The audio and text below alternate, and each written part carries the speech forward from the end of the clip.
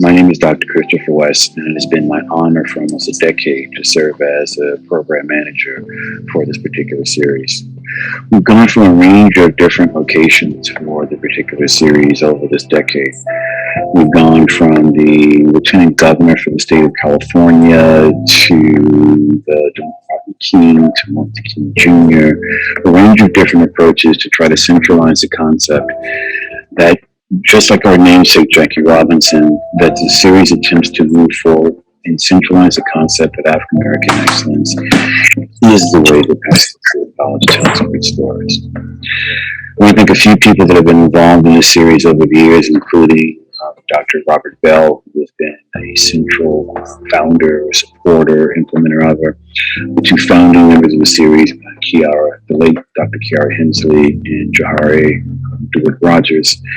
And then finally, the program curator, Charles Reese, who's done an extraordinarily good job over the years of bringing together extraordinary components of the series. Enjoy this evening with Matthew Cherry, because I think that what you will see in his piece of animation and his exploration of both the business as well as the creative side of the operation is exactly what we're trying to inspire with the lecture series. Getting students, members of the college community, members of the Southern California community to connect into that which they are passionate about it, see where this is, and recognize that the African American experience has been a part of that and will remain central to it as we move forward.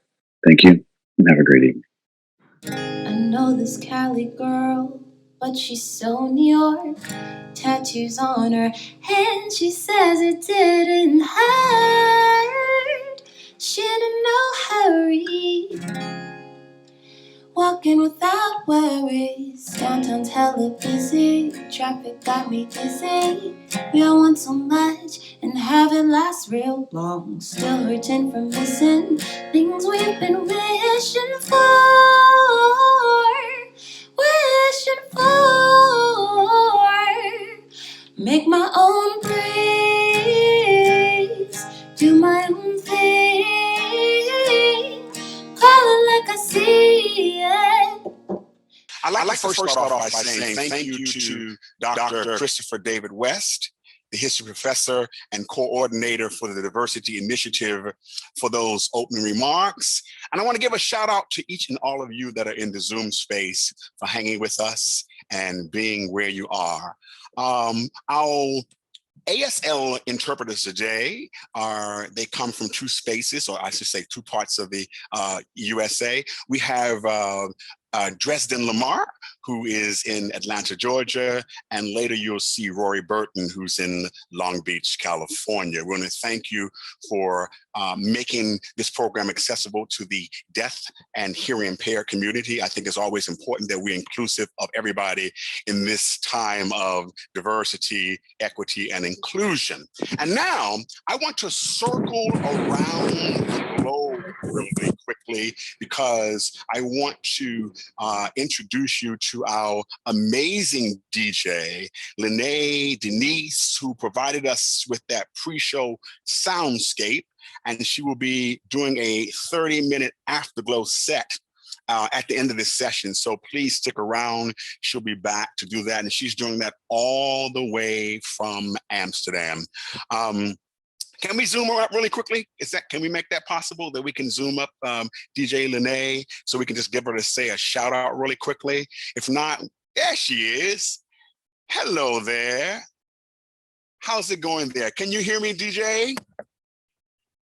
I think she has her headset on. So just wave at us really quickly. I just want everyone to actually see you. Can just wave at us there. So she's actually spinning live in Amsterdam. So we just want to say, hey, she actually is working on a book actually in Amsterdam about a wonderful artist that you may or may not know about it. Her name is Mama Thornton, Big Mama Thornton. You might know her for the song of You Ain't Nothing But a Hound Dog. So she's really going back and making sure that people are aware of Big Mama Thornton. Janis Joplin did one of her songs back in the day. And I think it's wonderful. That's why she's there. So once again, big shout out to Amsterdam for our DJ, Lene Denise. So let us zoom right on back into where we want to put our focus right now. Today our focus is on Black animation phenomenon with Academy Award winner Matthew A. Cherry. Our quote for the day: "No one knows what is about to happen. It is happening each time, for the first time, for the only time." And that quote today comes from James Baldwin. So our journey begins with the short animation film about the relationship between a young Black girl, her mother, her father, and her hair. Let us take a look now and bear witness to this short animation film, and it's called Hair Love.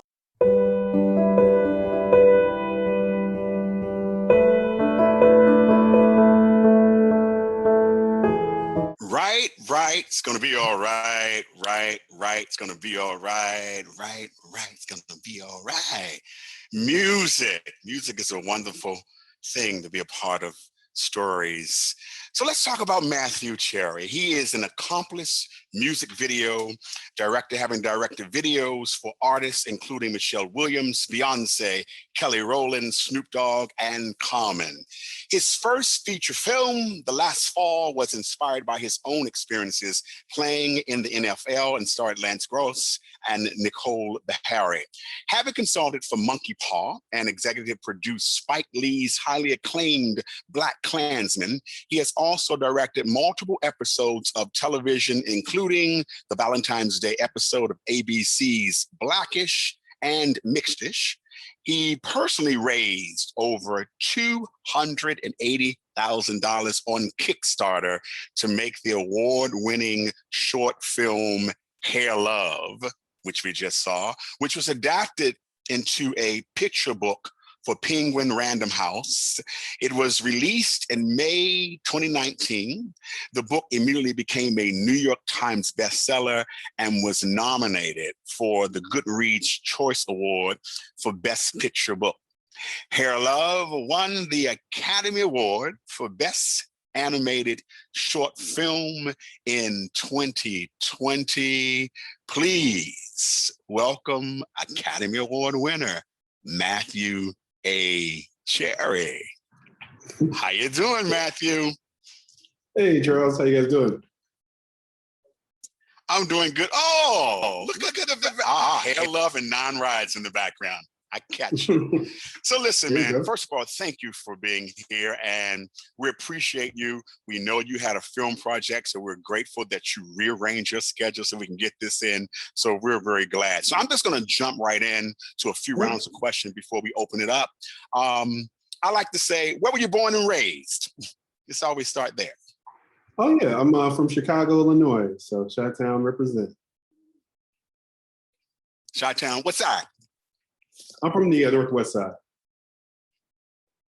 Okay, good. And so in this day and time, what are your pronouns? How do you identify yourself in this time of COVID-19 and civil unrest? Oh, yes. He, him. He, him. All right. Listen, what were some of your most cherished childhood memories? I mean, this piece makes me kind of like go back to my memories. I remember being in the kitchen with my sisters when they were getting their hair done for them back in the day. What are your cherished memories in childhood? You know, a lot of my childhood revolved around sports. So, you know, a lot of playing, you know, going to games with my parents, you know, them being in the stands, supporting. Yeah, you know, a lot of great memories around that. And then also, you know, going to movies, checking out different TV shows at home. Those are a lot of the better memories. What was some of those favorite TV shows back then? May I inquire? Oh man, you know, if you start a Black person, I was on it. You know, you know, Fresh Prince of Bel-Air. You know, I mean, a little bit of everything, honestly. You know, a lot of the random show like Quantum Leap. I remember watching. Married with Children. I remember you know, that. Yep. A lot of the classic shows. Okay. Okay. So you were one of those classic TV watchers, and so Oh yeah. we kind of like get a lot of your idea who you are through that film. I think. I think I see a lot of you in that film. There you go. What about major storytellers in your family or neighborhood? I always find when I see stories like this, they're inspired from different ways. But who are those major storytellers in your family or your neighborhood growing up? Oh, you know what?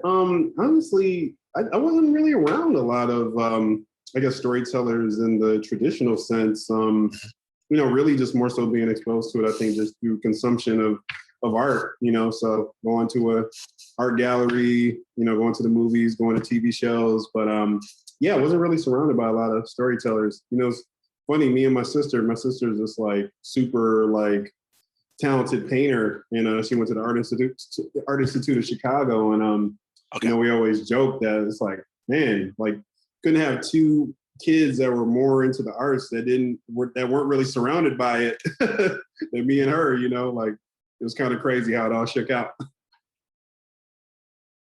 Yeah, but art is so interesting. I know I grew up in the church, so my first part of art was saying the poem. So they put you up in the front and say this Yep. poem for Easter, say this poem for Christmas, yada yada Mhm. yada. So sports. I know you were an athlete, wide receiver from what I could find and look about. Yep. Jacksonville Jaguars, Cincinnati Bengals, the Panthers. So what were your dreams coming up as an athlete? What did you want to like do, or did you get to do everything you wanted to do as an athlete? I guess that's a big question. You can always, I think with anything, you could always feel like you could do more, but definitely made it to the highest level, and so definitely had those dreams growing up. Thought it may have been a different sport. I thought it was going to be baseball, but football ended up being a little bit more of a cleaner window, and just took advantage. And yeah, honestly, I think I did everything I was supposed to do in that. It was great for teamwork and team building, and it was just a great part of my story. Yeah. So this is a nice transition to that. Thank you for that answer. So how you end up going into film, how did the discipline of sports play a role in your transformation into the making of TV and film? Well, it's all a team sport, and you can't accomplish anything great by yourself, unless you're playing, tennis or or boxing, right? Or golf. Vast majority of sports are team oriented, and even in those sports, you have trainers, you have people that are going to help you get to fighting shape, and so that really has been the biggest part. I think that's translated. I think that, and then also just knowing the value of practice and knowing that you're not going to just show up on day one and make something great. You have to. You build it up gradually. You don't just come out the gate and you're a champion. It takes a lot of hard work and a lot of long nights and a lot of times where you're doing things and you wonder if it's even moving you forward because for whatever reason it didn't get received the way you wanted it to get received, or it didn't get in front of enough people and all other kind of things in between that. And so I think the sports of it all, just more than anything, the teamwork of it all, definitely is a huge part of that. Teamwork. Yeah, definitely. TV, theater, and film, I would say it's definitely teamwork. Even this, what we're doing now and putting all this together, there's a lot that goes on before you and I get in front of all of this. And I always like to give kudos to my team behind me, because those who are behind me make me look really good in the front. So I always like to say kudos to them for that. I want you to do me a favor. Walk me through this journey from athlete to filmmaker. And I want you to kind of if you can, highlight animation and how you use your platform for these engaging, educational, and entertaining stories from a Black perspective, unapologetically. Okay. Yeah, I think like most filmmakers, I just try to do things that speak personally to myself, kind of speak to, I don't know, for whatever reason, my work, I always like humanizing people or situations that typically you look at it on the outside looking in, and you may have, vast majority of people may have like these different perceptions on things. And I don't know, I always, especially when it comes to Black men, Black characters on film, I think humanizing, I think, is such a important part of what we do, because that film and TV that perpetuate a lot of stereotypes. Last fall, a lot of people think every athlete is rich. Everybody is, athletes don't have goals outside of playing ball. All these different crazy things, and so definitely wanted to show that perspective. Nine Rides, that was a story about an Uber driver on New Year's Eve, and kind of putting him in these different situations while he's also going through something in his own life. And then, with Hair Love, obviously trying to really normalize not only Black hair, but also Black fathers and Black families in the animation space, which, a lot of times, especially back when we did the Kickstarter in 2017, you weren't really seeing a lot of. And so, I think just growing up, I was always interested in filmmaking in one capacity or another, either watching stories or, doing creative writing in grade school, or being a part of audiovisual club in high school, or majoring in radio, TV broadcast, and media production in college. And so, I was always kind of on that path. And I think all you can do is be the person that you are and tell stories that are important to you and things that move you, and you see a void. And, I think with Hair Love in particular, I don't know, it's just, I grew up loving animation, and I just really saw a void there. This is, mind you, before all these great diverse animated projects now that we're seeing. This is before Moana, before Into the Spider-Verse, before Coco. We're going to talk about that a little later in the third round, for sure. But so that really is all it was, just kind of telling stories that speak to you, and try to fill a void where you see one. Yeah.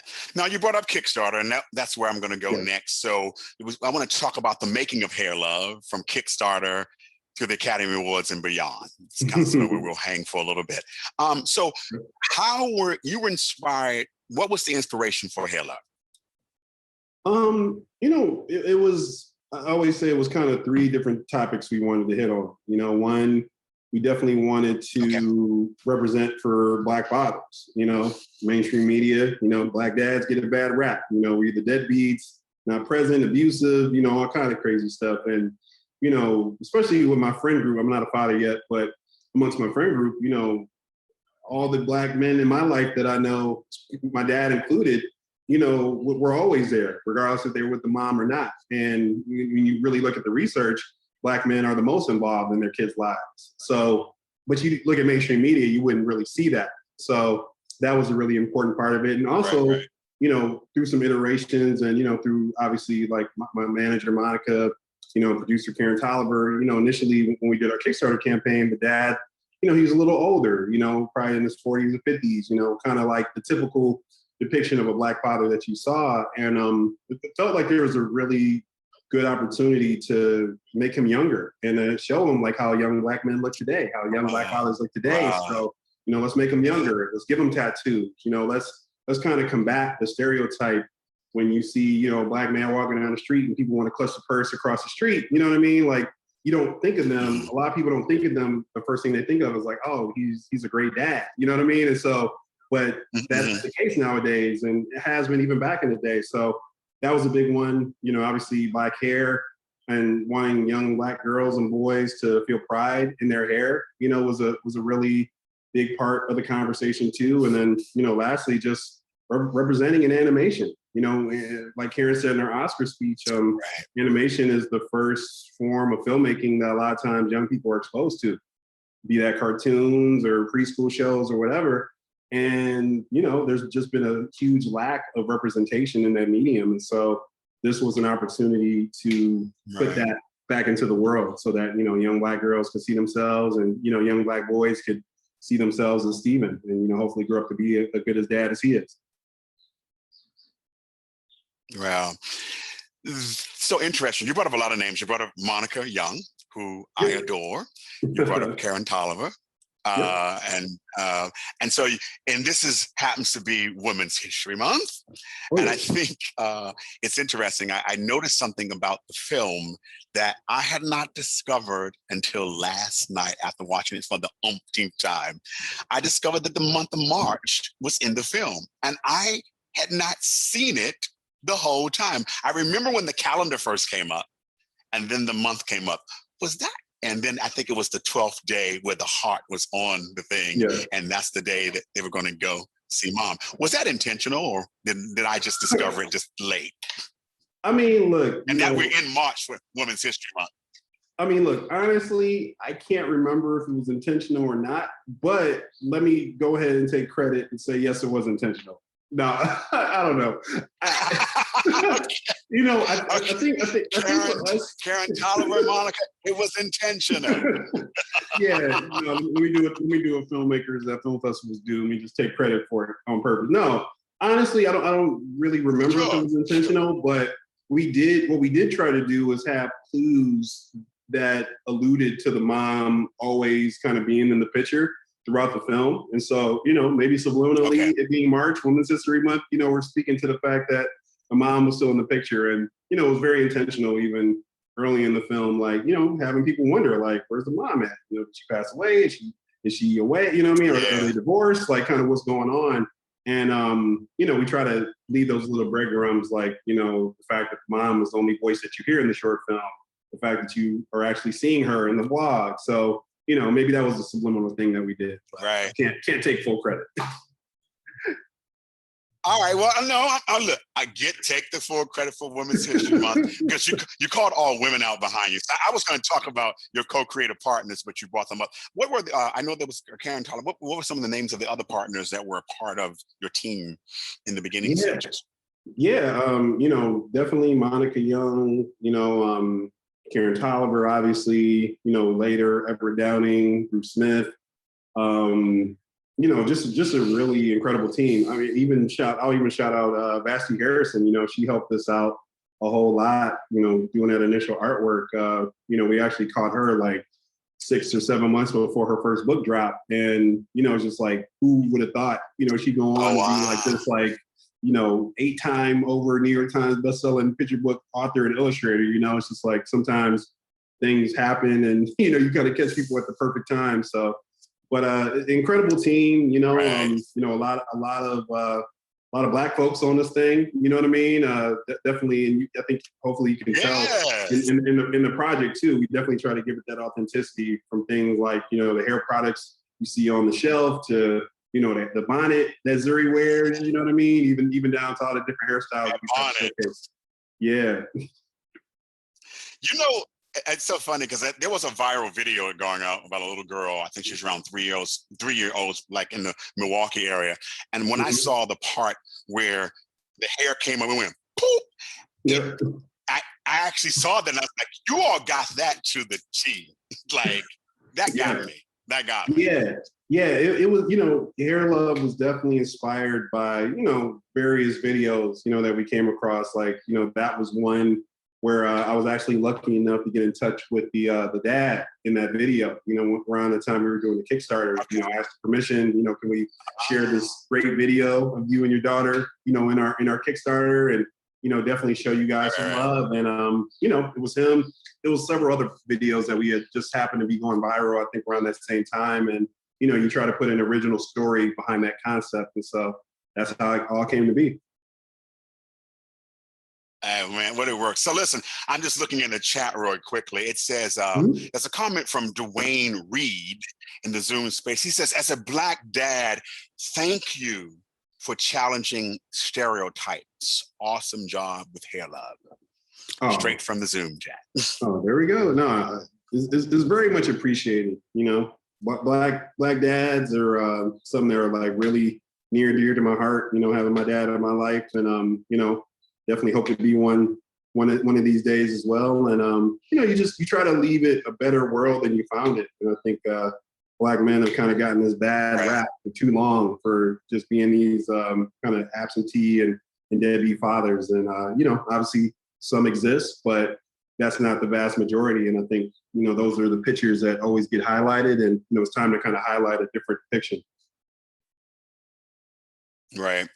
Well, we hear this all the time. Remember, at Pasadena City College is a community college, and the age range can be from 18 to 70 plus. So I want to talk about a little bit about this Kickstarter before I move on. You know, it's a platform to raise money for this project and other projects, and it's an all or none process. So what are the pros and cons of using Kickstarter as a producing tool and getting this film done? Well, you know, so Hair Love was my third Kickstarter campaign. that I tried to kind of get off the ground, and the first couple were, straight up challenges. Like both of those were for my first two movies, one Nine Rides and the other Last Fall, and we had already shot the movie. We had knew that we had gotten both of them had gotten into South by Southwest, and we were trying to raise money for finishing funds to help to get us to the film festival. You have to get a great team around you. I was really lucky to be able to be close to people like Peter Ramsey, Frank Abney, Karen, who's been working in the business for 20 plus years, and also Deborah Downing, all the great people that we worked with. So you just got to surround yourself with a great team, have a story that you believe in, and the rest will fall in place. Right. You called off a lot of names there. So Ramsey rings a familiar bell. Can you just give us a little back, just for people who might not know who he is? I think it's good to at least catch one of those names, and we know who Karen is, but a little bit about Mr. Ramsey, please. Yeah, Peter Ramsey, he was the first Black director to direct like the modern form of animation, like the CG, the computer-generated animation. Yes. He was the first Black director to do a film in that medium with Rise of the Guardians, and then he won an Oscar a couple years ago for Into the Spider-Verse. So he was one of the directors on that film as well. That's what I want to get out of. Yes. Yeah, legend in the community, and definitely just a great dude. Yeah. I couldn't pass up that opportunity to make sure we got that out. So let's take your mindset to the night of the Academy Awards. Did you have a speech prepared or written out? Yeah, man. You gotta come prepared, because it could.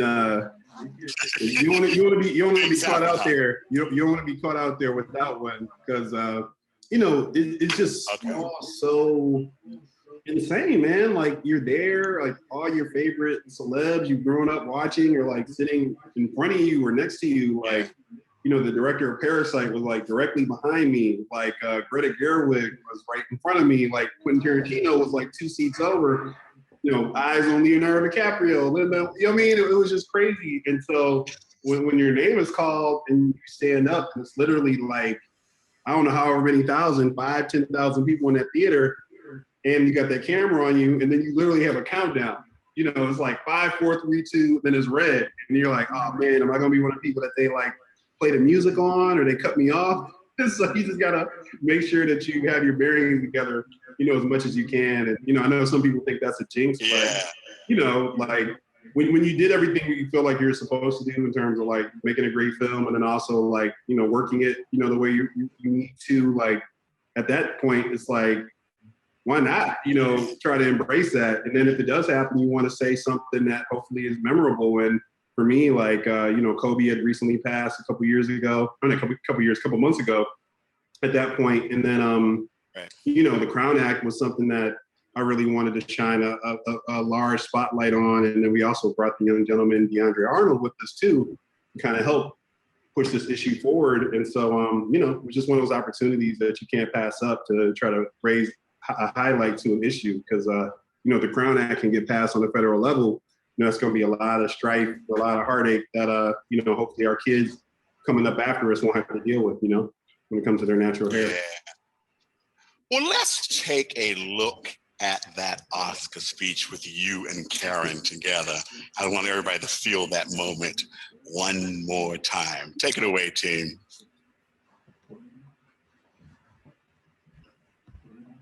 Let's see, it'll be coming up shortly.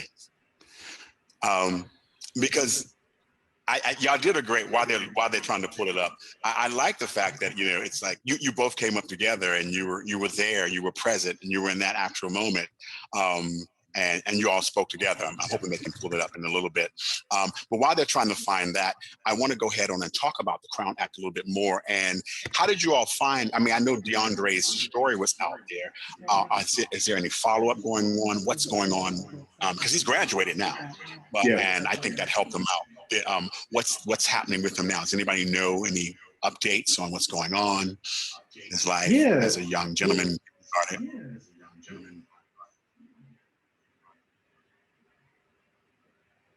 you know, and him and his younger brother actually won this bigger lawsuit against that particular school district. So yeah, so he had a younger brother who was kind of dealing with the same thing, and so now it's looking like moving forward, you know, they won't have to deal with that same issue. So really happy about that, and you know, that's what you do it for, right? It may not benefit you, but it may end up benefiting the next person, and so you know. And now we got to try to get the Crown Act passed in Texas so we can be enacted on a wider level. You know? Yeah, that's good. So I'm looking at here, the speech is not there, but listen, if you guys want to see the speech, you can actually pull it up on YouTube because that's where it is. So take a look at that.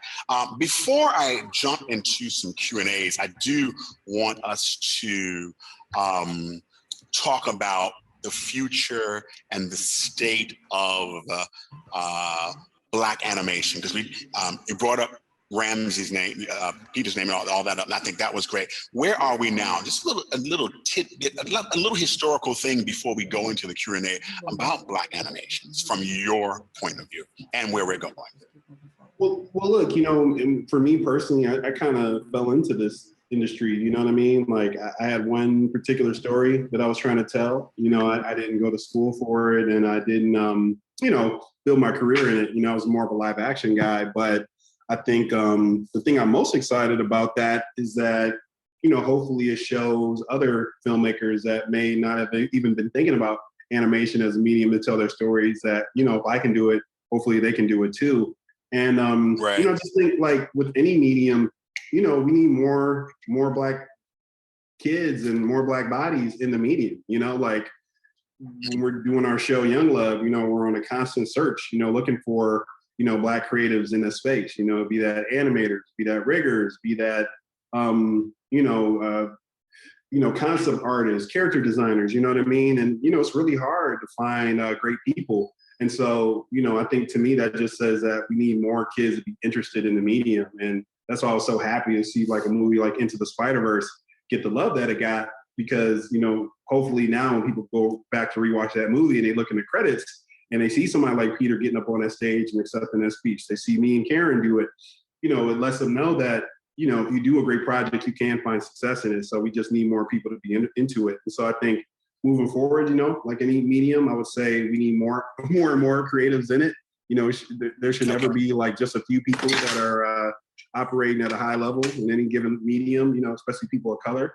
And, you know, we just got to keep telling our stories. And for me, like, you know, anytime I see a young Black person trying to get their project off, they doing a Kickstarter campaign, you know, I'm always going to try to be the first person to donate and try to support and try to offer any words of advice that I can, because, you know, you shouldn't have to be figuring this out all on your own. And there are people that have done this before you. And, you know, we should all be able to like compare notes and, you know, share our thoughts and our concerns about things, you know? So I think the future of animation is really good. You know, I think every year we're getting more and more people that are into the medium. I think all these new streaming platforms now too, it's like, it's kind of never been a more perfect time to get involved in the medium. And then also on top of that, animation is one of the few mediums that were really able to like keep the momentum going when the pandemic hit. You know, a lot of people, they may have only been down for a week or so because you're kind of basically working from home anyway. So, you know, I think it's just,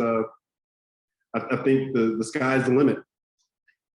Yeah, that's a good way to segue into questions. I hope everybody caught that the sky's the limit and that whole thing, you can work from home and all those things. So that's the whole voiceover part, all of that is always going on. So we're going to open up questions really quickly, guys, so we can get a few questions in. And we're also going to give a few little books away after these questions, so stick around. Matthew's going to come up with some questions so we can give away some books, a little trivia. So I hope you listen in real closely about all this information.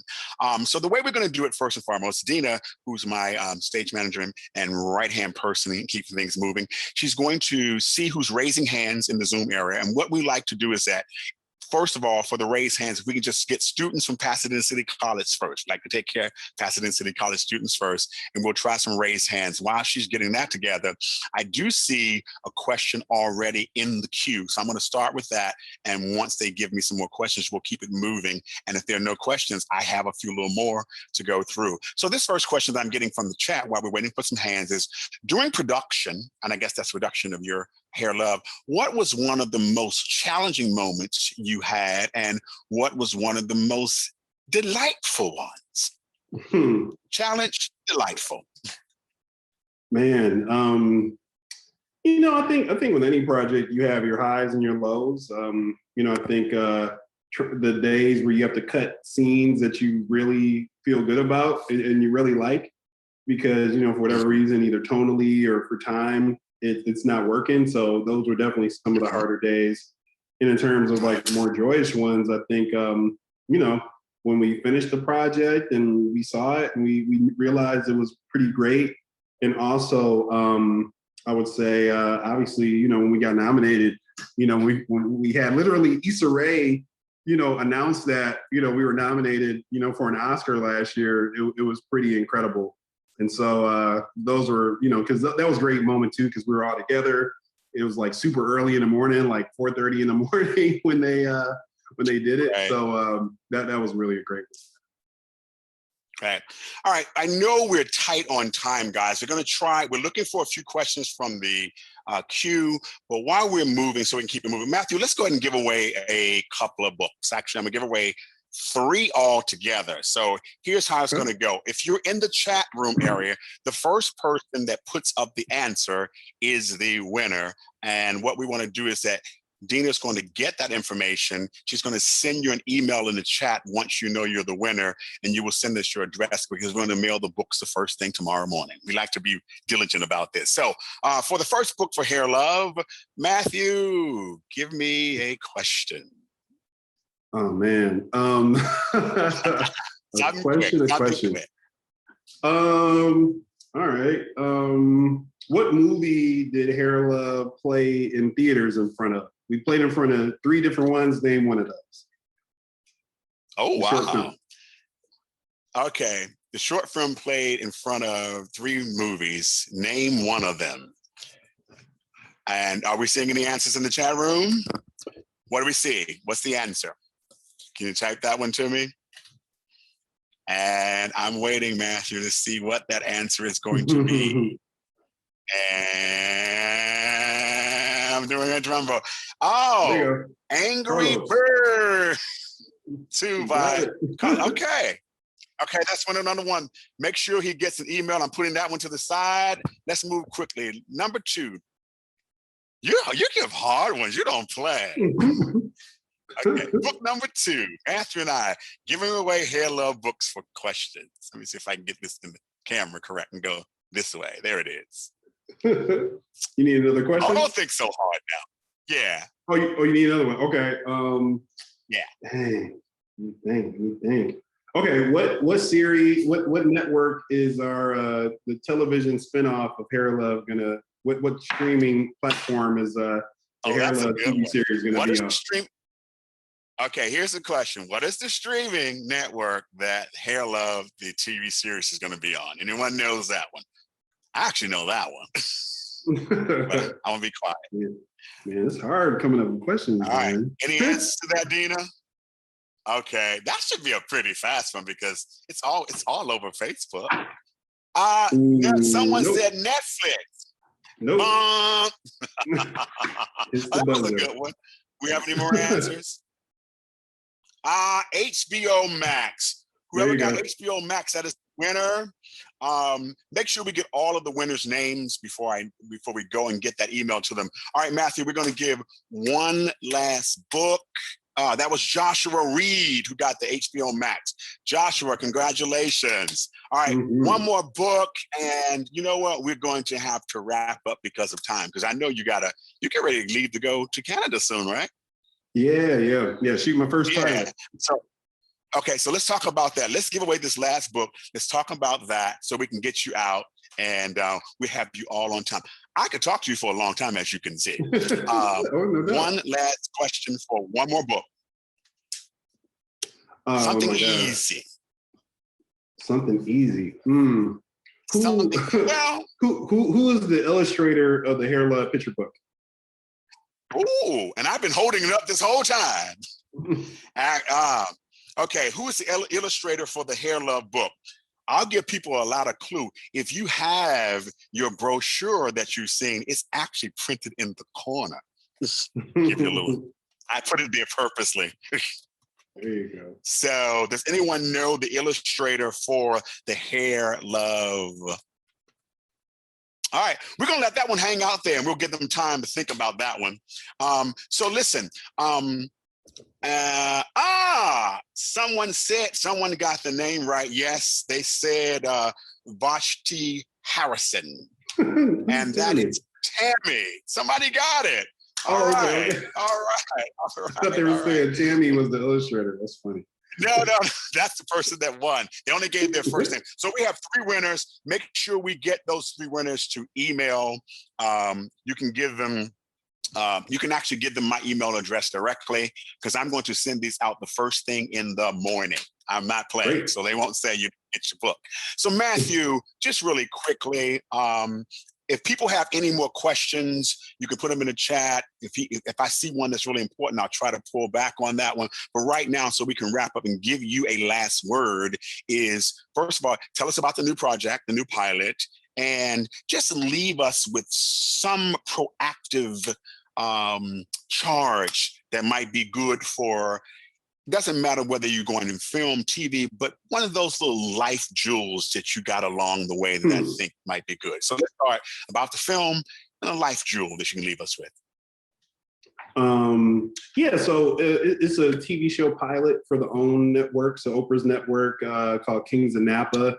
It's a really cool family soap opera about a Black family that owns this like really popular wine label in Napa Valley, California. So it's going to be fun and really juicy. We're in the middle of casting now, and we'll hopefully be shooting that thing soon, and it'll be out sometime early next year. All right, fun and juicy. Yeah. All right, give me my jewel for this evening. Give me a Hair Love jewel. You can be deep if you want it. You can keep it soft, but you know.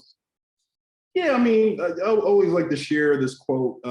People attribute it to Chris Rock, so hopefully, you know, if somebody else said it first, you know, don't shoot the messenger. But I just always remember the story that I saw where it said Chris Rock, you know, back in the day, used to be like this struggling artist, and his car used to break down all the time.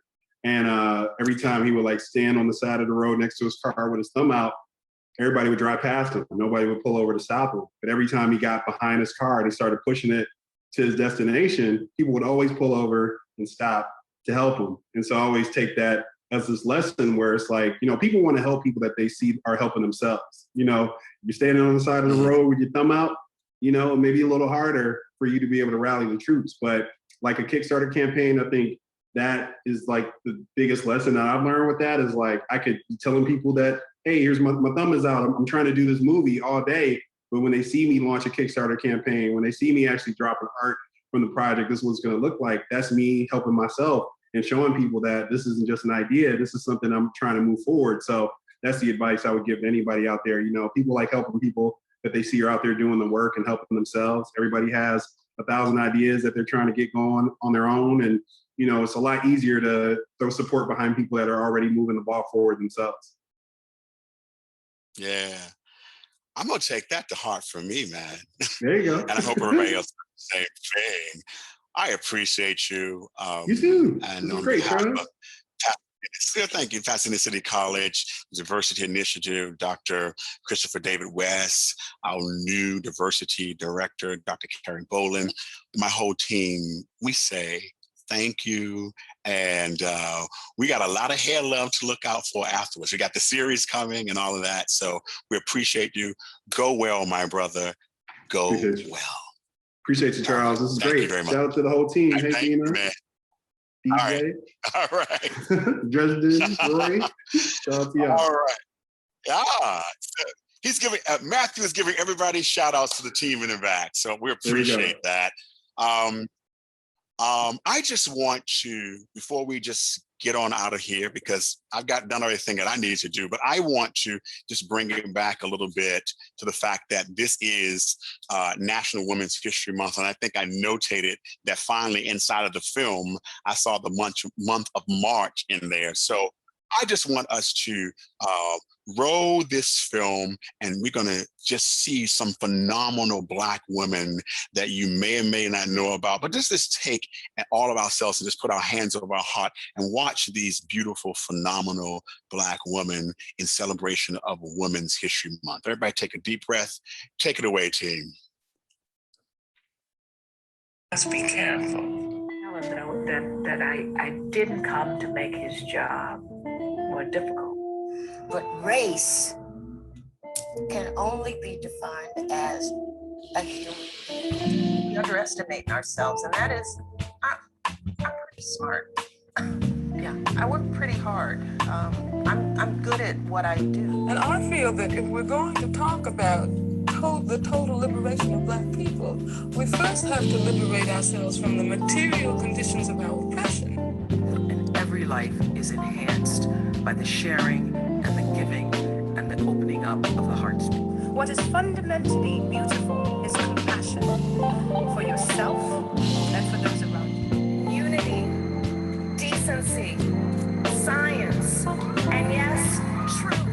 And I think I stayed with science fiction because the freedom that it allowed was just so great. There was no subject that I couldn't discuss.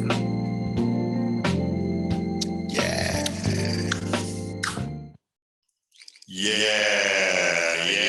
So that's how we are ending National Women's History Month. And it doesn't end because at the end of the month, it continues on. And with the whole idea and concept of continue on, DJ Lene Denise is going to have an afterglow right after I close out this program. So we want everybody to try to embrace that. And that's when you can cut your cameras back on. As soon as she starts playing, we can jam for like 30 minutes. It's a good way for us to kind of sort of relax from the day, think about what you heard from the program and all of that. So once again, my name is Charles Reese, and this is the Jackie Robinson Arts and Humanities Lecture Series, the virtual online remote edition. I'm going to see you in the afterflow with DJ Lene Denise. If you want to reach out to her, you can go to djlenedenise.com. That's her site. But until that time, everybody, let it be easy and continue to go where your blood beats. So New York, tattoos on her hand. She says it didn't hurt. She in no hurry, walking without worries. Downtown's hella busy, traffic got me busy. We all want so much and have it last real long. Still hurting from missing things we've been wishing for.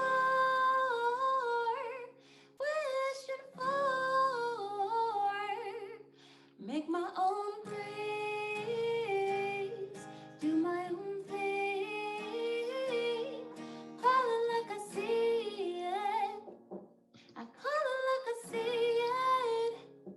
People pushing us aside, like legends we will rise. Cause we call it like we see it, we call it like we... Oscar goes to Hair Love, Matthew A. Cherry, and Karen Rupert Tolliver. This is the first Oscar and nomination for Matthew A. Cherry and Karen Rupert Tolliver.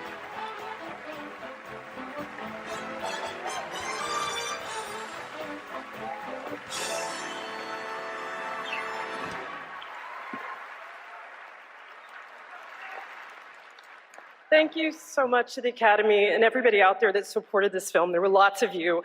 We share this award with you. There were so many filmmakers that worked so hard on this, and it was a labor of love. And it was because we have a firm belief that representation matters deeply.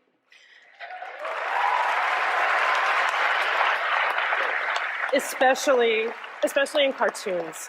Because in cartoons, that's when we first see our movies, and it's how we shape our lives and think about how we see the world. So I want to thank Sony Pictures Animation, who were the progressive people that believed in us from the beginning, Christine Belson, Jeff Korchak. Thank you to Lion Forge Animation, to Six Point Harness, and to Matthew Cherry. Thank you to my beautiful husband, my son Chase and Miles, for believing in me. Thank you so much. So we have a big team that we have to thank, but time is running short. So I just want to say that Hair Love was done because we wanted to see more representation in animation. We wanted to normalize black hair. There's a very important issue that's out there. It's the Crown Act. And if we can help to get this passed in all 50 states, it will help stories like DeAndre Arnold, who's our special guest tonight, stop to happen. This award is dedicated to Kobe Bryant. May we all have a second act as great as his was. Thank you.